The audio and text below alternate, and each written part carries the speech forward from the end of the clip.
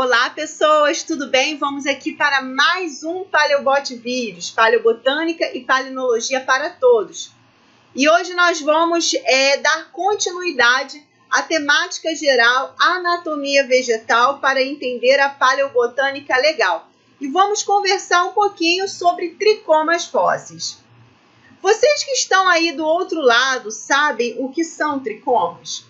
Tricomas são apêndices epidérmicos que podem ser formados por uma ou mais células e são encontrados nas plantas em geral, nos vegetais. Tá? Aqui eu coloco para vocês algumas imagens de tricomas.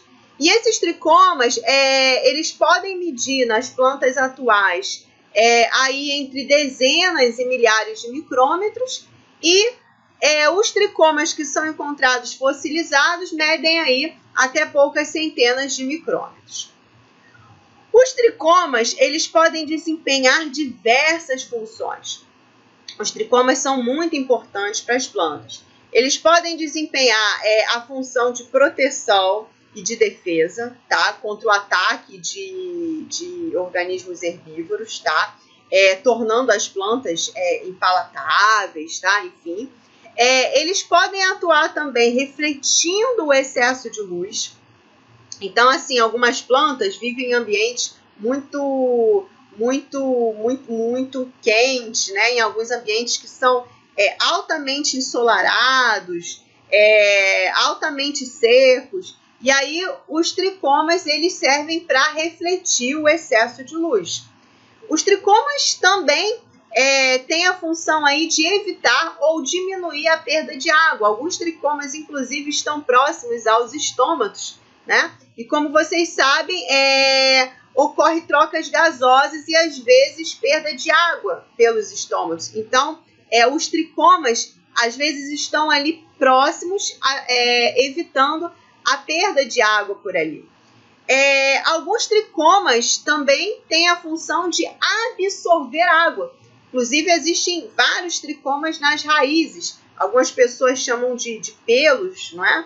Enfim, existe uma discussão aí se alguns pelos das raízes seriam realmente tricomas ou não. Enfim, tem uma certa discussão com alguns autores. Mas existem tricomas absorvendo água nas raízes. Existem também, inclusive, alguns tricomas que absorvem água em folhas, tá? É importante saber isso.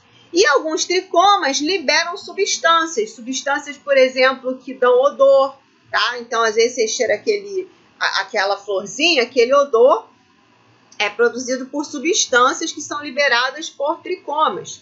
Existem também tricomas que liberam substâncias enzimáticas, né? Enzimas, como, por exemplo, os tricomas das plantas carnívoras, que liberam enzimas que vão ajudar aí na digestão de insetos que são capturados por essas plantas, tá?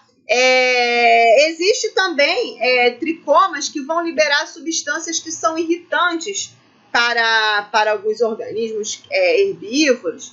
Enfim, tá? Existem aí uma série de substâncias, uma série de funções dos tricomas que vocês podem pesquisar na internet, nos livros, tá? É muito importante também dizer para vocês que existem dois tipos de tricomas. Os tricomas tectores e os tricomas glandulares.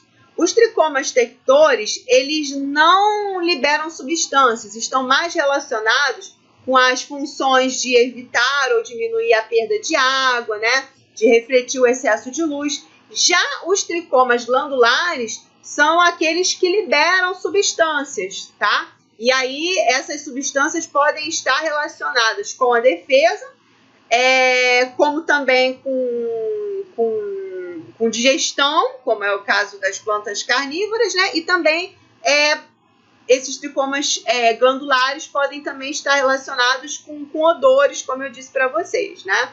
Com a liberação de substâncias aí nas flores, enfim. Os tricomas, eles podem ser encontrados em diversas partes das plantas. E como eu disse para vocês, né, eles podem ser encontrados preservados, fossilizados, tricomas das diferentes partes das plantas. Então, aqui eu coloco alguns exemplos de tricomas em folhas, de tricomas em botões florais, olha aqui, de tricomas, inclusive em sépalas, olha aqui, tá? De tricomas aqui em flores, enfim, tá? Olha aqui, ó, tricoma glandular aqui em pétalas, tá vendo? Também. Tricomas também em caules e inflorescências, tá? Tricomas em raízes, tá? Tricomas em frutos, pessoal, tricomas em frutos. Então tá aqui, você aí que gosta de pêssego, você que gosta de kiwi, na casca desses frutos nós encontramos tricomas, tá? Inclusive em sementes também, tá bom? Então tá aqui. E como eu disse para vocês, também nas plantas carnívoras, né? Nós temos aí tricomas glandulares que vão liberar enzimas que vão ajudar na digestão de insetos aprisionados por essas plantas, por exemplo, tá? E os tricomas, tá? Tanto os tricomas em plantas atuais como os tricomas fossilizados, eles têm uma alta diversidade morfológica. Olha aqui, ó, tá? Os tricomas podem ter aí diversas formas, tá vendo?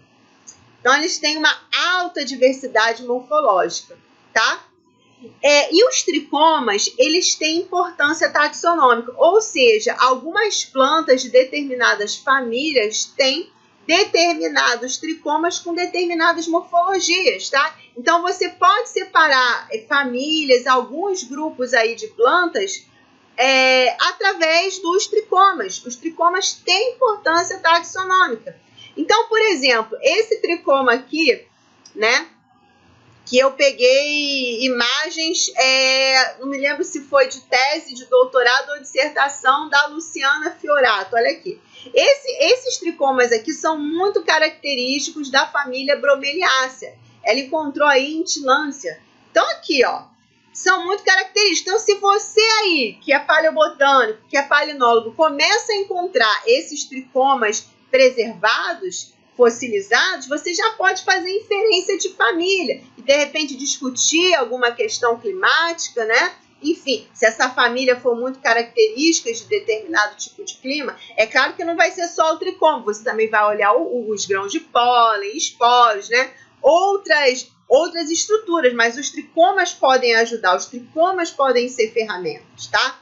Olha aqui, olha, tricomas, tá vendo aqui? Tricomas de Croton, né? Que é um gênero da família Euphorbiaceae, tá? Esses tricomas são muito característicos desse gênero aqui, tá?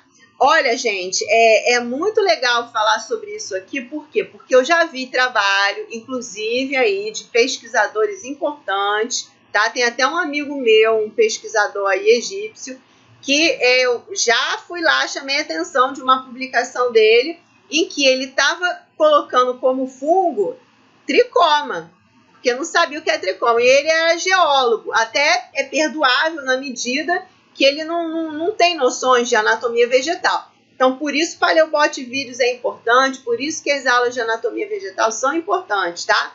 Porque vocês podem encontrar essas estruturas preservadas e identificar errado, achando aí que é fungo, enfim, tá? Aqui, de novo, né, uma imagem mostrando aí o desenvolvimento de tricoma em Croton, mas é para mostrar para vocês que a morfologia dos tricomas encontrados em Croton, em Euphorbiaceae, em Bromeliaceae, né, em Tillandsia lá, são morfologias características desses grupos, dessa família, desse gênero, né, desses gêneros. Então, se vocês encontram, podem fazer inferências, tá? Como eu disse para vocês, aí estou falando, né? Existe muita importância em estudar os tricomas, porque eles são encontrados preservados fossilizados. Aqui são exemplos de tricomas preservados em âmbar. Olha aí, tricomas estrelares, né? Encontrados aí em âmbar. Aqui também, olha, esse importante trabalho aqui mostrando tricomas glandulares preservados também em âmbar, ok? E trouxe aqui também para conversar um pouquinho com vocês um trabalho que eu publiquei junto com o meu ex-orientador. Eu publiquei esse trabalho em 2010, junto com ele, né? E o título do trabalho é Tricomas fósseis como nova categoria de palinomorfos lato sensu, sua classificação preliminar e aplicabilidade na bioestratigrafia, tá? Então, vou conversar aqui um pouquinho sobre esse trabalho e vou mostrar para vocês imagens lindíssimas de tricomas fósseis, tá? Então, assim, as amostras que nós estudamos foram amostras obtidas das bacias de Campos e Santos, tá?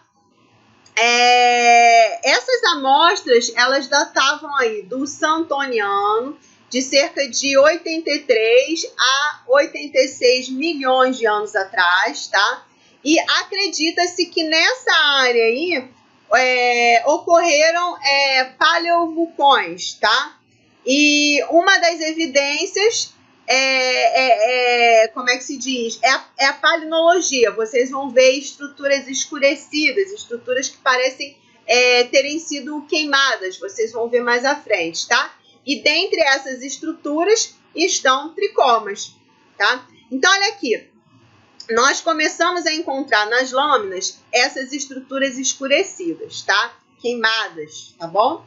E no meio dessas estruturas escurecidas queimadas, nós começamos a encontrar essas estruturinhas aqui que nós marcamos com a letra S aqui, que são, né, esclereídeos, que nós vamos falar numa outra aula, tá?